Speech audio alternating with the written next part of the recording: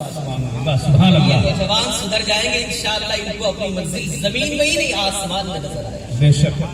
اسی لیے رسول خدا کی غلامی میں کیا ہے، ذرا تم غلامی میں آ کر تو دیکھو. رسول خدا کی غلامی میں کیا ہے، ذرا تم غلامی میں آ کر تو دیکھو. ارے غلامی یہ ہے بادشاہی سے بہتر، ادھر آؤ قسمت جگہ. سبحان اللہ. غلامی یہ ہے بادشاہی سے بہتر، ادھر آؤ قسمت جگا کر تو دیکھو. انشاءاللہ قسمت جگانے کے لیے آپ اور ہم سب یہاں بیٹھے ہیں. اللہ رب العزت سے یہی امید ہے کہ آج کی اس محفل کی برکت سے ہم تمام کی قسمت کو بیدار فرمائے گا. آپریٹر صاحب سے گزارش ہے کہ اگر ہو سکے تو ایکو کم کر دیجئے، اس لیے کہ دور جو مائیں بہنیں بیٹھی ہوئی ہیں میری آواز وہاں تک بھی پہنچے، صحیح سے وہ بھی سمجھیں وہ بھی سنیں. اس لیے کہ جتنا حقدار ہمارے بھائی ہیں اتنی ہی حقدار ہماری بہنیں ہیں. اس لیے آپ سے گزارش ہے ایکو کو کم کریں اور آئے مصطفیٰ کی بارگاہ میں سننے اور سنانے سے پہلے گفت و شنید سے پیشتر عرض و معروض سے قبل نبی اور آل نبی کی بارگاہ میں درود و سلام کا نذرانہ پیش کریں اور پڑھیں اللہم صلی علی محمد سیدنا نبینا و حبیبنا مولانا محمد بارک صلو علیہ صلاۃ و سلام علیک یا رسول اللہ صلی اللہ علیہ وآلہ وصحبہ بارک وسلم. میں نے جس آیت کریمہ کو اپنا موضوع سخن بنایا یہ سورہ بقرہ آیت نمبر 208 کے اندر اللہ فرماتا ہے یا ایھا الذین آمنوا ادخلوا فی السلم کافہ. اے ایمان والو اسلام میں مکمل طور پر داخل ہو جاؤ. انٹر انٹو اسلام کمپلیٹلی، اسلام میں مکمل طور پر داخل ہو جائے. آگے اللہ نے ارشاد فرمایا وَلَا تَتَّبِعُوا خُطُوَاتِ الشَّيْطَانِ. یاد رکھنا اگر اسلام میں داخل نہ ہوئے تو پھر تمہارا جو رہنما ہوگا وہ شیطان ہوگا. وَلَا تَتَّبِعُوا خُطُوَاتِ الشَّيْطَانِ، شیطان کے راستے پر مت چلنا. إِنَّهُ لَكُمْ عَدُوٌّ مُبِينٌ، اس لیے کہ شیطان تمہارا کھلا دشمن. اس کی دشمنی کا حال تو دیکھیں آپ. جب ہم اور آپ اپنے باپ کے پشت حضرت آدم علیہ السلام کی پیٹھ میں تھے، حضرت آدم علیہ السلام جنت کی زندگی گزار رہے تھے. ماں حوا ہے، باپ آدم ہے، دونوں جنت میں جہاں چاہ رہے ہیں رہ رہے ہیں. کبھی اس درخت کے پھلوں کا ذائقہ لے رہے ہیں، کبھی ادھر جا رہے ہیں، کبھی ادھر ٹہل رہے ہیں، کبھی ادھر گھوم رہے ہیں. لیکن شیطان تو دشمن نکلا. کہا کہ اے آدم آپ نے اگر جنت سے مجھے اتارا ہے تو میں بھی آپ کو جنت میں رہنے نہیں دوں گا. یہیں سے کوشش کرتا رہا، ورغلاتا رہا. حضرت آدم کو، حضرت حوا کو وسوسہ پہ وسوسہ ڈالتا رہا. ایک وقت وہ بھی آیا کہ جس درخت کے قریب رب نے جانے سے روکا تھا، حضرت آدم و حوا گئے، پھل کھا لیا. رب نے کہا اے آدم اہبطوا، اب اتر جائیں، آپ جنت سے اتر جائے. حضرت آدم بھی اتر گئے، حضرت حوا بھی اتر گئی. آدم علیہ السلام کہاں اترے؟ آدم علیہ السلام ہندوستان کی سرزمین سرابدیپ پہ اترے. اور حضرت حوا کہاں اتاری گئی؟ حضرت حوا جدہ میں اتاری گئی. میں بتانا چاہتا ہوں کہ شیطان کی دشمنی کس طور پر ہے. جب جنت میں تھے تو شیطان نے دشمنی دکھائی، جنت سے نیچے اتار دیا. جب آپ دنیا میں اپنی زندگی گزارتے ہیں شیطان مکمل دشمنی کے ساتھ آپ کے ساتھ پیش آتا ہے اور اس طور پر دشمنی کرتا ہے کہ جب آپ قبر میں پہنچتے ہیں میرے مصطفیٰ ارشاد فرماتے ہیں کہ جب بندہ قبر میں پہنچتا ہے اذا سئل المیت، جب بندہ قبر میں پہنچتا ہے اور اس سے سوال کیا جاتا ہے بتا تیرا رب کون ہے، تیرا دین کیا ہے، تیرے نبی کے بارے میں تیرا عقیدہ کیا ہے، اس وقت شیطان اپنی صورت میں آتا ہے، موہنی صورت بناتا ہے، بہترین انداز کو اختیار کرتا ہے اور کہتا ہے کہ رب کے بارے میں تجھ سے سوال ہو رہا ہے. ارے رب کے بارے میں تم بتاؤ گے کیا؟ میری طرف دیکھو، میں تیرا رب ہوں، مجھے رب مان لو. دنیا میں شیطان نے بہکایا، جنت سے شیطان نے اتارا، دنیا میں آپ کو ورغلایا. جب آپ قبر میں پہنچ گئے وہاں بھی شیطان بہکاتا ہے. آخری چانس کو وہ چھوڑتا نہیں، کوشش کرتا ہے کہ آپ کے باپ کو جنت سے اتارا ہے، آپ کو جنت جانے نہ دو. وہ شیطان کوشش کرتا ہے کہ آخری دن کامیاب ہو جائے. اب وہاں پہ جب نبی کا عاشق پہنچتا ہے شیطان اپنی صورت میں آتا ہے، کہتا ہے کہ تیرے رب کے بارے میں سوال پوچھ رہا ہے، کدھر دیکھ رہے ہو، کیا سوچ رہے ہو، رب مجھے مان لو کامیاب ہو جاؤ گے۔ اگر رب کو زندگی میں نہ مانا شیطان کو خدا کر بیٹھتا ہے، پھر وہاں سے جہنم کی زندگی شروعات ہو جاتی ہے۔ لیکن اگر زندگی بھر شیطان کے خطوات کی پیروی نہ کیا ہو، رحمان کو مانا ہو، تو جب قبر میں شیطان آئے گا تو کہے گا تو کیا میرا خدا رحمان ہے۔ جب رحمان کو خدا مانے گا یہ انسان جنت سے آیا تو پھر جنت پہنچ۔ نعرہ تکبیر، نعرہ رسالت، علماء اہل سنت، نعرہ تکبیر، نعرہ رسالت۔ یہ شیطان کی کوشش کیا ہے؟ آپ کے باپ کو جنت سے نکالا، آپ کو بھی جنت نہ جانے دے۔ قبر میں آخری کوشش کرتا ہے کہ اگر وہاں کامیاب ہو گیا تو پھر تو سیدھا جہنم جائیں گے آپ، لیکن اگر وہاں آپ کامیاب ہو گئے تو آپ جنت سے آئے ہیں، انشاءاللہ پھر وہاں سے جنت چلے۔ وَلَا تَتَّبِعُوا خُطُوَاتِ الشَّيْطَانِ، شیطان کی پیروی نہ کرنا۔ یاد رکھنا اگر شیطان کی پیروی سے بچنا ہے تو پھر یا ایھا الذین آمنوا ادخلوا فی السلم کافہ، اسلام میں مکمل طور پر داخل۔ لیکن ہمارا حال کیا ہے؟ آج بچے پیدا ہوتے ہیں برتھ ڈے کے نام پہ، ہمارا حال یہ ہے کہ ہم کیک کاٹتے ہیں اور ایسی شکل بنا لیتے ہیں کہ دیکھنے والا سمجھ نہیں پاتا ہے کہ مسلمان ہے کہ غیر مسلم۔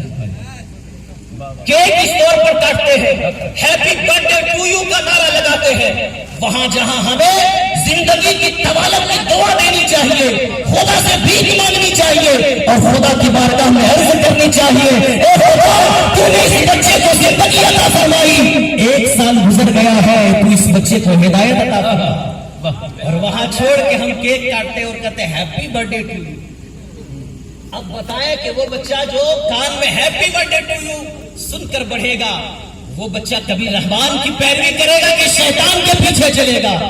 وہی بچہ جب آگے بڑھتا ہے، شادی کی عمر ہوتی ہے، کیا ہوتا ہے؟ شادی کو قریب سے دیکھیں آپ، شادی میں صرف ایک چیز آپ کو نظر آئے گی کہنے کو کہ شادی نبی کی سنت ہے، باقی شروع سے لے کر کے آخر تک ایک بھی کہیں نبی کی سنت نظر نہیں آئے گی، ایک بھی کہیں سنت نبی کی دکھے گی نہیں۔ آپ سے میں کہنا چاہتا ہوں پھر اگر نبی کی سنت ہے تو سنت کے مطابق کرو، اور اگر سنت کے مطابق نہیں کر پاتے ہو تو پھر نبی کی سنت کہنا چھوڑو، اس لیے کہ اگر نبی کی سنت نہ ہوگی اور سنت کا مذاق اڑاؤ گے تو رب کی رحمتیں نہیں، خدا کا عذاب آئے گا، لیکن اگر سنت کے مطابق کرو گے تو گھر میں تمہارے کوئی امتحان نہیں آئے گی بلکہ اپنے ساتھ رحمتوں کے خزانے خزانے لائے گی، خود رحمت بن کر آئے گی۔ جس لڑکی کو اللہ رب العزت نے رحمت بنایا جب ہمارے آنگن پہ آتی ہے، ساس بہو کا سیریل شروع ہو جاتا ہے، نیا ڈرامہ شروع ہو جاتا ہے۔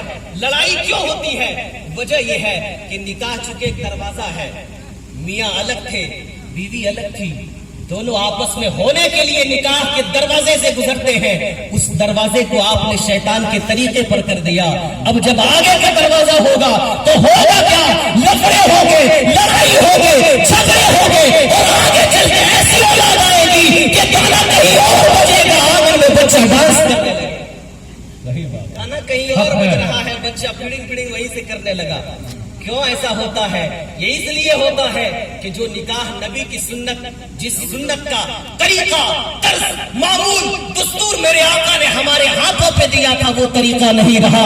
اگر اس طریقے پہ کرو گے تو یاد رکھنا کہ کربلا کا وہ ماحول ہوگا، 22,000 کی فوج ہوگی، آپ کا بیٹا ہوگا، اگر 72 کی تعداد میں ہوگا اور امام حسین کی شکل میں آئے گا، نکاح والی فاطمہ کی طرح ہوگے، تو پھر وہ بچہ کہے گا 22,000 ہے تو ہے، ہم تو حسینی ہیں، 72 تمہارے اوپر بھاری ہے۔ تو کوشش کیا کرنا ہے؟ شیطان کی پیروی نہیں کرنی ہے، اور آج حضرت یہی ماحول ہے، یہی ماحول ہے۔ آج وقت کی ضرورت ہے کہ ہم لوگ شیطان کی پیروی چھوڑ کر مصطفیٰ جان رحمت کی پیروی کریں۔ آج اگر کوئی اپنے کپڑا کو پھاڑ لیتا ہے تو ہمارے نوجوان کپڑا پھاڑ کر گھومنے لگتے ہیں، कोई शर्ट खोलकर घूमना स्टाइल बनाता है, तो हमारे नौजवान अपने शर्टों को खोलकर वो अपनी बॉडी को दिखाते नजर आते हैं। और शादियों में एक रस्म और अजीब चल पड़ी है, पता नहीं आपके यहाँ है कि नहीं। हमारे यहाँ कर्माटाड़ में शादी जिस दिन हल्दी लगती है, पहले तो हल्दी प्लेट में होती थी, अब वही हल्दी लड़कियों के कपड़े पे आ गई। लड़कियों के कपड़े अब हल्दी से बिल्कुल रंग गए। हिंदू के इस तरह से, गैर मुस्लिमों के इस तरह से तर्ज पे हमने अपने आप को ढाल लिया कि ये सारे रस्म रवाज गैरों के आ गए। फातिमा का जो तरीका था उसको छोड़ दिया। मैं अपनी बहू से, अपनी बहनों से, अपनी बेटियों से कहना चाहूंगा, मेरी बहनें, आप जिसको फॉलो कर रही हैं, अगर सीरियल को देखकर किसी एक्ट्रेस को फॉलो करेंगी तो वो एक्ट्रेस खुद भी जहन्नम में जाएगी, आपको भी जहन्नम में लेके जाएगी। लेकिन अगर फातिमा के तरीके पर हाथ रहेगी तो याद रखना, फातिमा खुद भी जन्नत जाएगी और जन्नत के दरवाजे पर रुक के रब से कहेगी, ए अल्लाह, मैं तन्हा जन्नत नहीं जाऊंगी, मेरे नक्शे कदम पे जितनी मेरी बहनें चली है सबको इजाजत दे कि मैं सबको एक साथ लेकर जन्नत चली जाऊं।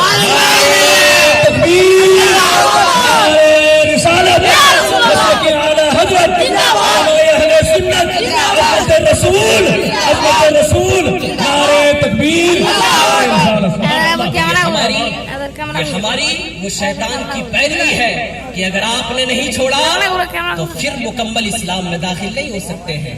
और जब तक मुकम्मल इस्लाम में दाखिल नहीं होंगे तब तक हमारा काम वही होगा जिसको देखकर यहूद और नसारा भी शर्माए। यहूद और नसारा भी शर्माएंगे कि बता, ये देखो कैसी कौम है जिसके बारे में रब ने कहा था, कुंतुम खैरा उम्मह उखरिजत लिन्नास तामुरूना बिल मारूफ व तनहौना अनिल मुनकर, जिसके बारे में रब ने कहा था कि सबसे बेहतरीन कौम हो। किस लिए बेहतरीन कौम हो कि 1.5 किलो गोश्त खाते हो? किस लिए बेहतरीन कौम हो कि हफ्ता में एक दिन जुमा के लिए मस्जिद आ जाते हो? किस लिए बेहतरीन कौम हो कि रमजान में मस्जिदों को भर देते हो? किस लिए बेहतरीन कौम हो कि जलसा जब होता है भीड़ लगा देते हो और मस्जिदें वीरान रहती है? इसलिए बेहतरीन कौम नहीं हो। बेहतरीन कौम तो इसलिए हो, तुम्हारा काम है लोगों को अच्छाइयों का हुक्म देना और बुराइयों से रोकना। लेकिन अगर ये नहीं होगा तो फिर पेशवा शैतान होगा, वो शेख और पीर शैतान होगा और मुरीद हम सब के सब पीछे पीछे होगा। लेकिन अगर मोहम्मद रसूलुल्लाह को आपने अपना आका, मावा, मर्जा बना लिया तो याद रखना, मोहम्मद रसूलुल्लाह की हस्ती ऐसी हस्ती है कि जब तक दुनिया में रहेंगे तब तक सहारा देते रहेंगे, जब कब्र में पहुंचेंगे वहां भी मदद करेंगे, और जब हशर का मैदान बता होगा लोग नफसी नफसी के आलम में होंगे, कहेंगे घबराओ अना लहा मेरे दामन में आ जाओ, यही तो शफाअत के लिए आए हैं। हमें मोहम्मद अरबी सल्लल्लाहु अलैहि वसल्लम मेरे इमाम फरमाते हैं, आज ले उनकी पनाह, आज मदद मांग उनसे, फिर न मानेंगे कयामत में। अगर मान गया कयामत का दिन होगा, मेरे मुस्तफा की बारगाह में आप अपने हाथों को बांध कर खड़े हो जाएंगे। ए आका, मैं गोपालपुर का था, आपका दीवाना था, आपके नाम पे नारा लगाता था, या रसूल अल्लाह मेरी बख्शिश कर दीजिए। मेरे आका फरमाएंगे कि जब दुनिया में मौका था तूने मेरा कहा नहीं माना, आज बता तेरा कहा मैं कैसे मानूंगा।